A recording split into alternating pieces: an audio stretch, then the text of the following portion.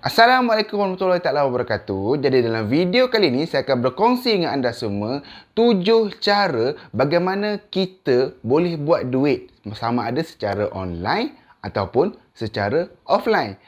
Jadi kepada korang yang mungkin ada di antara korang yang baru dibuang kerja ataupun masih mencari-cari kerja ataupun masih tercari-cari apa nak buat dikala negara kita ataupun dunia sedang dilanda pandemik COVID-19 ni. Jadi ramailah di antara kita yang tak dapat bekerja ataupun bisnes diorang drop. Jadi dalam video kali ni saya akan memberi sedikit orang kata apa idea yang mana yang benda yang kita boleh buat untuk menjana pendapatan.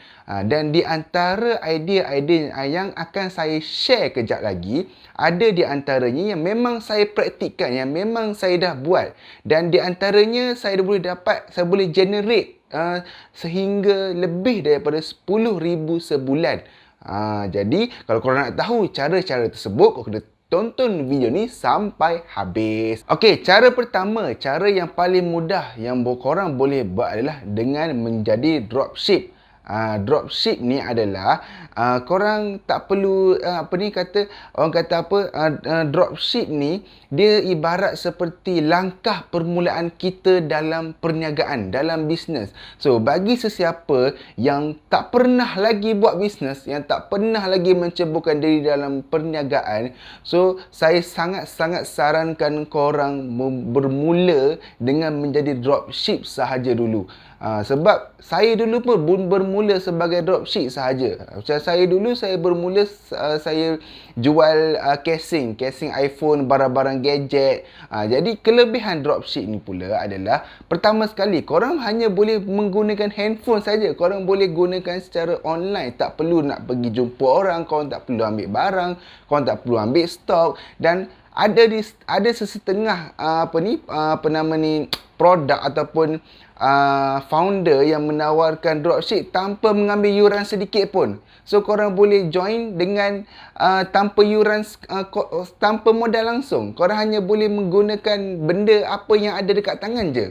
Macam dekat tangan korang ada handphone, dan handphone korang pun dah ada internet. So guna apa yang ada tu je, korang dah boleh generate duit. Okay, ni cerita benar. Macam masa dulu dalam lebih kurang dalam 5 tahun lepas, masa saya bermula sebagai dropship, saya jual casing phone saja, saya boleh generate income hampir 3 ke 4 ribu sebulan. Bersih 3 4 ribu sebulan hanya dengan menjadi dropship menjual casing iPhone.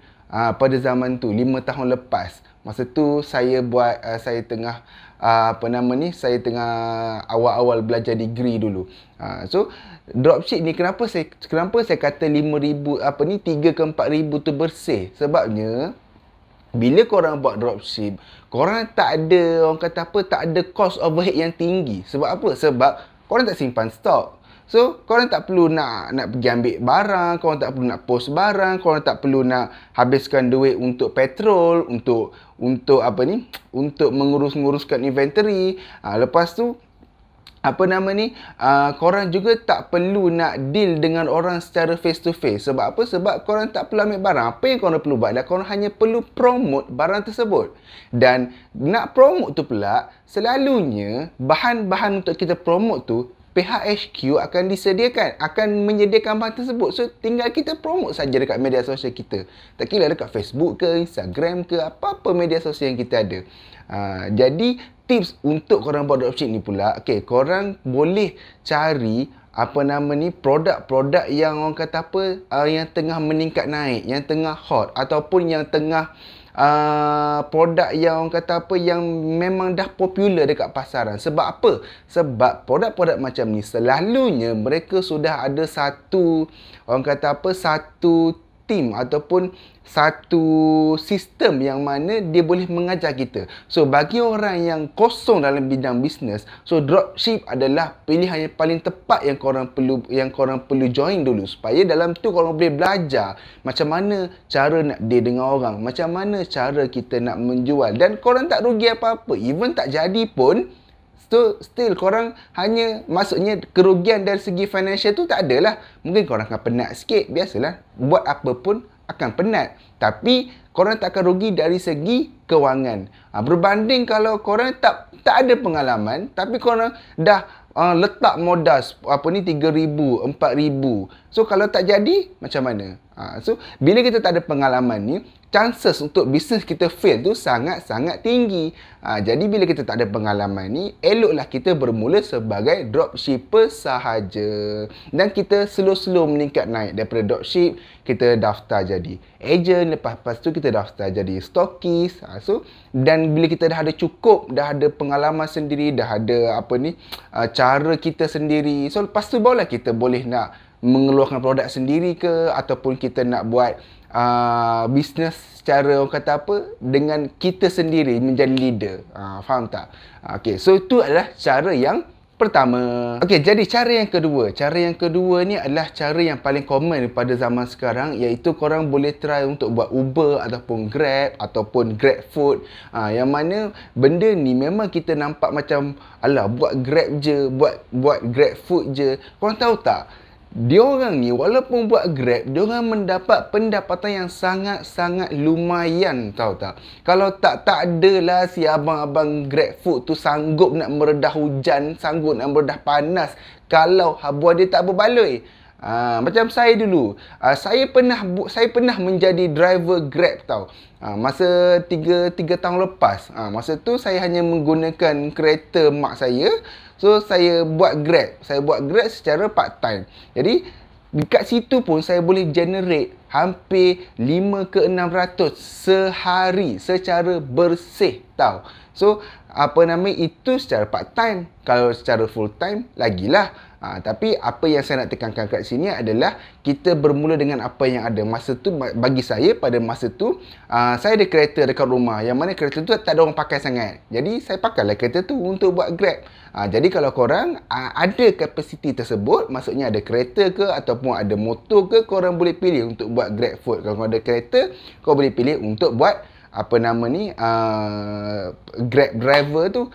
Tapi tengok tempat juga. Kalau kawasan bandar boleh generate banyak lah. Tapi kalau kawasan yang kampung ke, kawasan luar bandar ke, mungkin agak sukar lah sikit untuk buat bisnes Grab ni. Tapi apa yang saya boleh cakap adalah Grab ataupun Uber ataupun tak kira lah, kan ada banyak sekarang bungkus IT lah, apa-apalah delivery ni, dia punya pendapatan tu orang kata berbaloi dengan apa yang kita spend tu. Maksudnya effort kita tu berbaloi.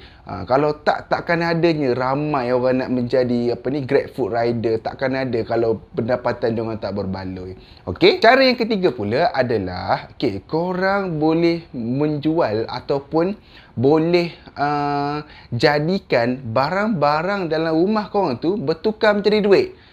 Kita tengok balik. Cuba korang balik rumah, korang tengok dalam almari korang tu baru banyak baju yang korang tak pakai.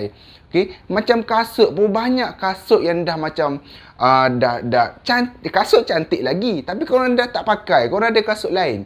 So apa kata benda-benda tu semua korang tukarkan menjadi pre-love item. Korang jual dekat Shopee ke, dekat Facebook ke, ikutlah dekat mana-mana pun yang korang rasa boleh jual. Tapi benda ni adik saya sendiri buat. Adik saya dia ambil baju-baju saya yang lama yang tak pakai, baju-baju mak saya, baju-baju ayah saya yang dah tak boleh pakai, yang dah ketat semua tu, tapi baju tu masih elok, kita boleh jual. Dan adik saya memang boleh kata mendapat satu pendapatan yang agak okey lah dekat situ, daripada benda tu buat semak je kat rumah. Sebab kalau kalau kita jual, at least kita boleh membersihkan rumah, and then kita dapat duit lagi dekat situ. Dia kalau orang kalau orang cerdik ni, dia nampak apa pun, semua benda dia boleh buat duit. Jadi korang balik rumah, korang tengok balik. Kalau korang ada banyak baju-baju yang tak pakai, ataupun ada banyak baju-baju lama yang masih eloklah korang jual baju tu murah-murah. At least korang boleh convert benda tu jadi duit. Seterusnya adalah cara yang keempat. Okey, cara yang keempat ini adalah bagi korang yang mempunyai minat dalam orang kata apa, seni ambil gambar.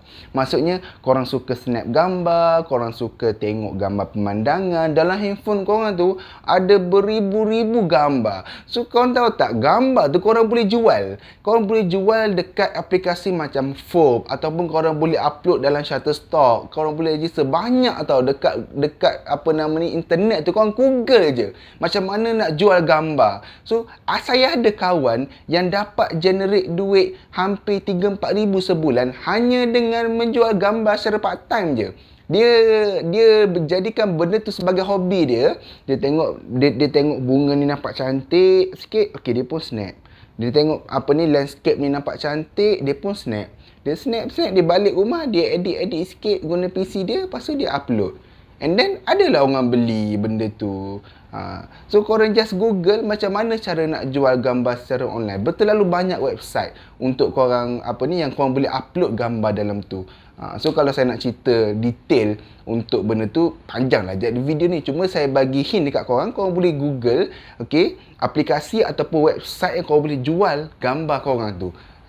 Jadi kalau korang jenis seorang yang suka ambil gambar, yang ada passion dalam fotografer ni, okay, korang boleh try benda ni. Maksudnya di samping hobi korang tu, korang boleh buat duit dengan hobi korang. Dan ingat, korang tak perlu nak ada satu kamera yang mahal ke apa, tak perlu. Macam kawan saya tu, dia hanya menggunakan handphone dia Samsung S9 kalau tak silap. Samsung S9 ni dah berapa tahun dah, tapi still okey gambar dia, kualiti dia still okey, cantik, dan ada orang beli. Dan bila orang beli, kau dapatlah duit dekat situ.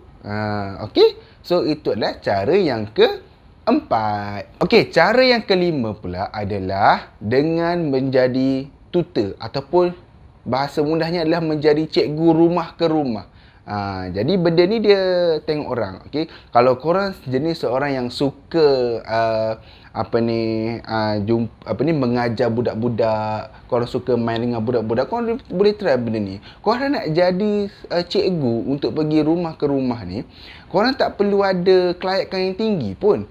Dia just korang pergi tunjuk. Mungkinlah korang dulu zaman SPM ataupun UPSR, korang ada result yang bagus.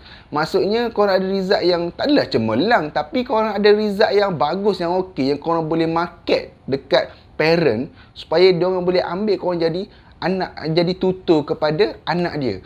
Dan benda ni bukan murah tau. Okay, kalau kita tengok dekat luar sana, home tutor ni ada orang charge sampai RM30 sejam, ada orang charge sampai RM40 sejam, bergantung kepada qualification dia. Tapi saya pun ada kawan yang buat tutor daripada rumah ke rumah ni. Dia punya result, cara dia adalah masa dia first nak start dulu, okey, dia pergi dekat kawasan perumahan yang biasanya kawasan orang yang elit lah. Maksudnya kawasan yang rumah besar, kawasan taman yang elit tu. Dia pergi rumah ke rumah, dia offer untuk ajar anak tuan rumah tu. Dia hanya pergi rumah ke rumah, dia bagi tahu, okey, saya ada buat offer untuk mengajar anak tuan ataupun anak puan. Okey, so ini adalah saya punya result SPM saya, dan ini adalah result UPSR saya. So saya boleh gunakan apa yang saya belajar ni untuk ajar anak. So dia hanya buat macam tu tau. So dengan dia buat macam tu pun, dia boleh generate income sehari 3 ke 400 sehari. Tapi macam kawan saya tu, dia buat time weekend je lah, sebab time hari ni hari biasa dia bekerja. So tapi at least banyak lah. Kalau 200-300 hari tu, kalau weekend saja dia buat 2 hari 300, 2 hari dah 600. Kalau sebulan dah 6, 12, 18, 2,000 lebih dah kat situ, hanya secara part time saja. Nampak tak kat situ? Senang je cara nak buat duit ni.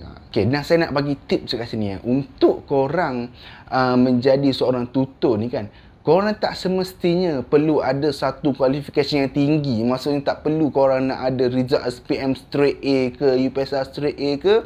benda tu dia advantage kalau korang ada. Tapi kalau korang tak ada pun korang boleh still buat. Yang penting adalah macam mana skills korang untuk convincekan parent tersebut supaya dia ambil korang sebagai tutor kepada anak dia.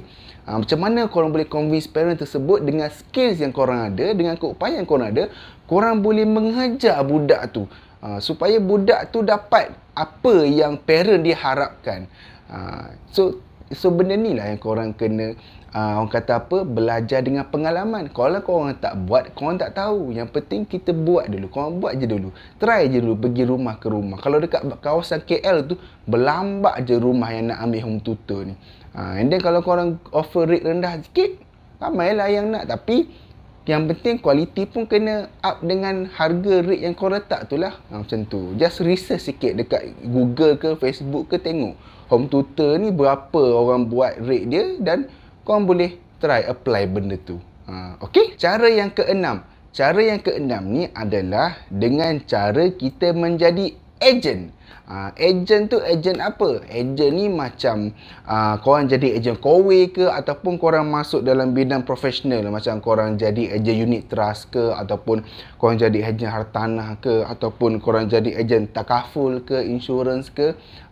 Dia bidang-bidang ni nampak macam biasa-biasa je kan, tapi sebenarnya bidang-bidang ni lah orang kata apa, di antara tempat yang korang boleh buat duit dengan sangat banyak, sangat lumayan kalau kena cara dia. Saya ada kenal orang yang buat kowe je tapi boleh generate income sampai 15,000, 16,000 sebulan konsisten. Maksudnya macam mana cara dia buat tu? Adalah tu macam mana. So kalau korang berminat untuk menjadi, maksudnya korang ada kepakaran untuk jumpa orang, untuk pitch produk, untuk buat sales, korang suka buat benda tu, suka berjumpa orang face to face, korang boleh masuk line ni. Korang boleh masuk line jadi agent insurance ke, korang boleh masuk line jadi unit trust ke, ataupun agent hartanah ke. Tapi benda-benda ni korang kena study lah sikit. Dia ambil masa sikit, proses dia tak sama macam kita nak jadi dropship. Kalau nak jadi dropship tu just PM je HQ tu ataupun founder produk tu. Tapi kalau korang nak masuk bidang profesional ni, korang kena ambil exam, korang kena dia adalah step-step dia. Tapi apa yang saya boleh cakap, untuk buat benda ni pun dia modal dia tak banyak. Modal dia sangat-sangat minima. Korang mungkin kena bayar untuk bahagian ambil exam sahaja. Dan lepas tu korang just jual produk produk orang tu lah. Macam kalau korang buat kowe, korang jual produk kowe tu, korang dia sama macam, lebih kurang macam dropship je sistem dia. Cuma yang ni orang kata apa, dia lebih profesional lah kalau korang masuk menjadi ejen-ejen ni. Dan korang kena belajar pun lebih lah sikit. Korang kena kaji dengan mendalam macam mana korang nak stand out daripada orang lain. Sebab kalau korang tengok, ejen insurance pun dah ramai, ejen unit trust pun dah ramai, tapi apa yang saya boleh cakap adalah market masih banyak, market masih luas. So dengan menjadi ejen-ejen ni juga, korang boleh jana duit yang sangat banyak. Kau percayalah cakap saya, sebab saya berada dalam line tu sekarang. Dan sekarang saya boleh generate lebih daripada 5 angka sebulan dengan menjadi ejen sahaja. So, yang terakhir, cara yang ketujuh. Cara yang ketujuh ni, dia lebih kepada seseorang yang mempunyai personality yang bagus ataupun personality yang menarik. Dan juga korang seorang yang jenis yang suka berhadapan dengan kamera. Korang suka bercakap depan kamera, ataupun korang suka merakam benda. Jadi kalau korang ada kriteria kerja tersebut, korang boleh pilih untuk menjadi YouTuber. So YouTuber ni, kalau tengok sekarang ni dah makin ramai orang yang dah berjinak-jinak untuk menjadi YouTuber ni. Yalah, sebab bila kita tengok berapa orang dah berjaya jadi YouTuber ni, dah income-nya korang tahu-tahu sendirilah. Sampai ada tu sampai ratus ribu sebulan dengan hanya upload video je. Tapi dia adalah step-step dia. Cuma apa yang saya nak beritahu dekat sini, untuk jadi seorang YouTuber ni juga korang perlu usaha yang keras. Nampak simple, just upload video je, tapi korang kena ingat dia nak research sesuatu video tu, dia nak record sesuatu video tu, dia nak prepare untuk video tu, lepas tu dia nak edit lagi. Dia memang memerlukan satu, orang kata apa, effort yang sangat-sangat tinggi. Dan juga habuan dia menarik lah, tinggi lah. Dan kalau korang dan apa yang saya nak cakap adalah, macam saya cakap dekat awal tadi kan, korang kena ada personality yang menarik semua. Jadi sebenarnya kalau korang ada keinginan untuk jadi YouTuber ni, korang tak perlu pun maksudnya tak perlu ada pun ciri menarik, sebab benda tu korang boleh belajar daripada masa ke semasa. Dia tak perlu first video korang dah buat dah perfect, dah boleh bercakap tanpa henti, dah boleh orang kata apa, tak menggigil ataupun tak awkward.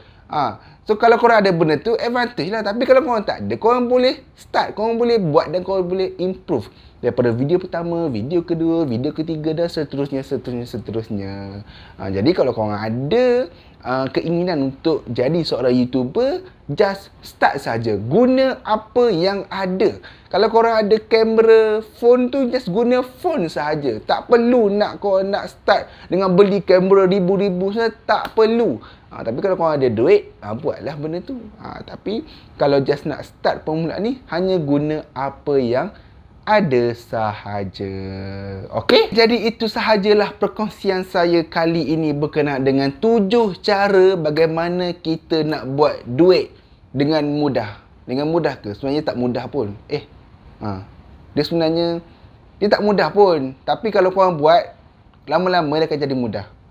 Yang penting jangan putus asa. Okey? So kalau korang suka video ni dan korang nak lagi perkongsian-perkongsian macam ni, korang tekanlah button like tu supaya saya lebih bersemangat untuk share lebih banyak video-video macam ni dekat korang. So, kita jumpa lagi dalam episod ataupun video yang seterusnya. Bye-bye.